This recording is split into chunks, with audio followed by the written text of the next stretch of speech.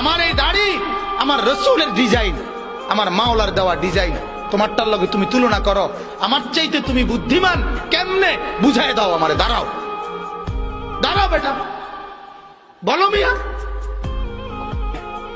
কোরআনুল কারীমে আছে, আল্লাহ তাআলা বলেন ওয়ালাকাদ খালাকনাকুম সুম্মা সাওয়ারনাকুম, বান্দা আমি তোমাকে বানিয়েছি, আমি তোমাকে সাজিয়েছি। বানাইছে কে? সাজাইছে কে? এটা কোরআন। আল্লাহ বলে আমি বানিয়েছি, আমি সাজিয়েছি।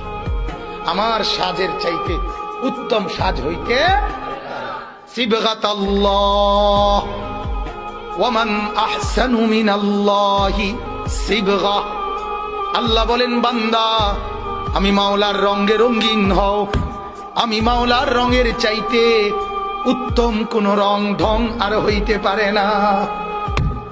যদি বলেন মাওলা কোনটা আপনার রং, কোনটা আপনার ঢং, আল্লাহ বলবেন লাকাদ কানা লাকুম ফি রাসূলিল্লাহি উসওয়াতুন হাসানা।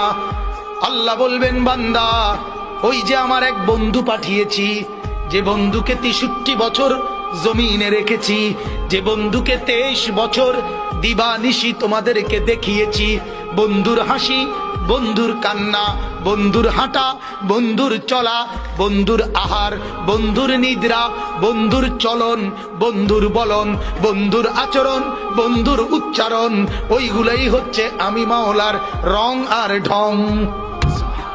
সে বন্ধুকে মুহাম্মাদুর রাসূলুল্লাহ সাল্লাল্লাহু আলাইহি ওয়াসাল্লাম। আল্লাহ বলেন বন্ধুকে দেখো, বন্ধুর মতো সাজো, আমি মাওলার মহব্বত পেয়ে যাবা। সুবহানাল্লাহ।